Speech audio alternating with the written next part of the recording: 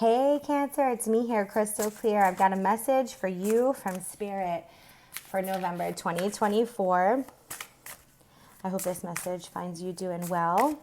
I'm going to start by pulling 2 cards for the energy of the month. One for how things look coming into the month and 1 card as you leave the month. So coming into November, behold sight, O ancient ones, for there is magic in the darkest of places, if one dares to open their eyes.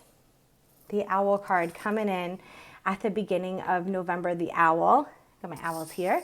They are about wisdom. They are a symbol, a representation of our intuition and what we know.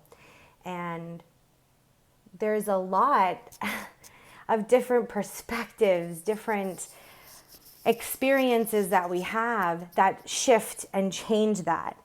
But to be wise, to embrace the wisdom or the intuition of the owl is that you just open your eyes to all parts of yourself, to all experiences that you've had, to all beliefs that you've worked through, and that you find your wisdom is like piecing them all together. I feel like this month for you, for those who are resonating with this first message, there's a lot of connecting the divine dots that happen in November as to why every paradox or every experience with duality has worked to show oneness, and it provides you that intuition, that knowledge, that wisdom that the sacred owl brings. That's how you start the month off. Let's see how things go by the end of the month.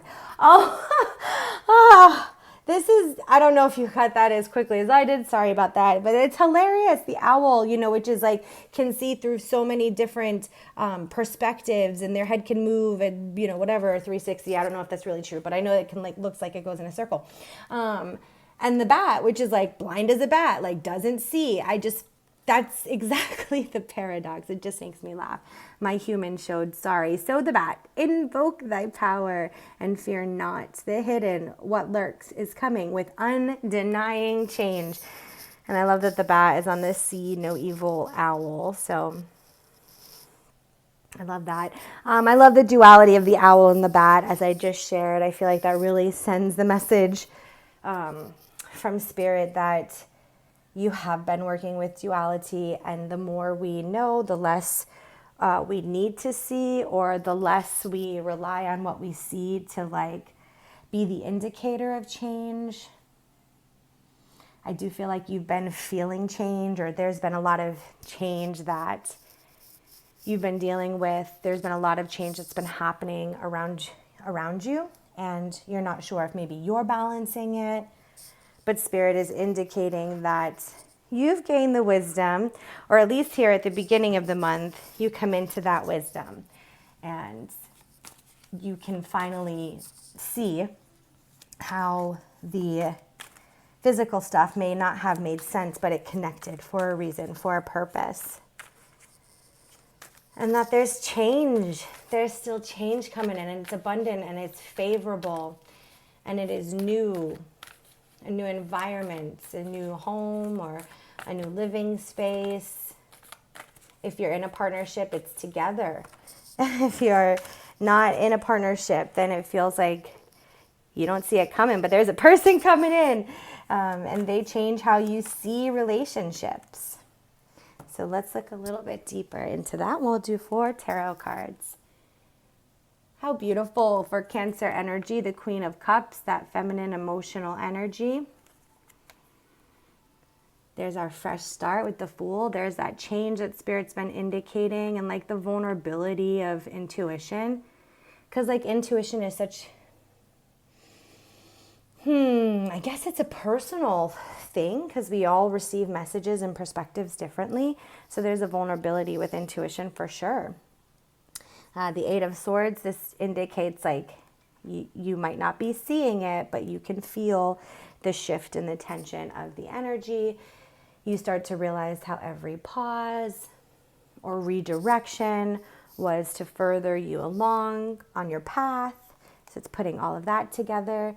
And there's that 2 of Swords, that duality, the this and the that, the decision, maybe in the new year. I don't feel it's by the end of the month necessarily, especially with the bat and just the energy that I'm feeling. The decision starts to get talked about towards the end of November, so that perhaps in the new year, there's a new cycle for you, and your wisdom has been guiding you there, and it feels mostly living situation, like your house.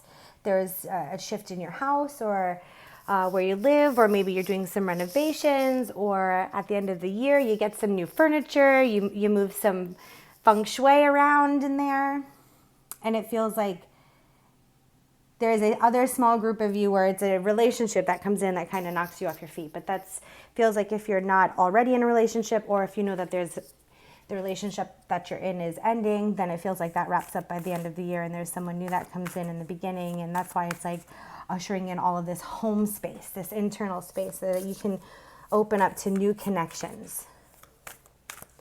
All right, so let's see what Spirit has to say for advice. And there it is. It just fell right out. And it's the new moon in Cancer. I love that. And it says you and your loved ones are safe.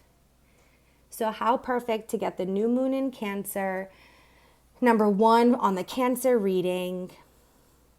Obviously, it aligns with your zodiac very much so. And then the new moon is like that new cycle. You know, it's that newness, that new energy that is ushering in.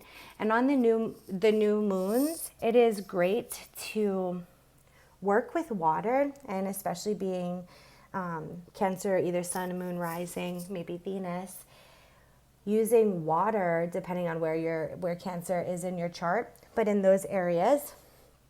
So for example, if you're a Cancer sun, right, and that's how, that's what you're growing into. For water, I feel like it would be great to maybe do some hydroponics, or to have some hydroponics where you can grow some plants or some herbs from water, so you can see how water can actually help the formation of new structures, right? If you think about the Grand Canyon, for example, which is on our website, a picture of us there at doitdivine.com. But the Grand Canyon, for example, is said to have known that all of those canyons were made from water, and like the penetration of it. So how using water can help you grow. And it's not necessarily just to cleanse and release and purify and filter, although all of those things are also great. It is to help you grow, and it's to see how your emotions help you grow, how the emotional connection, the things that you are connected with deep within your heart and your soul, how you connect with them, those matter. So making sure that the work that you do aligns with your soul, the sacredness of your being and your purpose, as well as your relationships and where you live. Make sure that the culture around you feels, well, we don't have to be the same, to grow, but make sure you feel like you have community where you are. So that is what I have for you, Cancer. I hope this helps as you navigate the month of November. If you want to work with me one-on-one, you can go ahead and visit our website. And if you love these readings and we vibe, please subscribe. I'm wishing you all the best blessings and love always. Take care.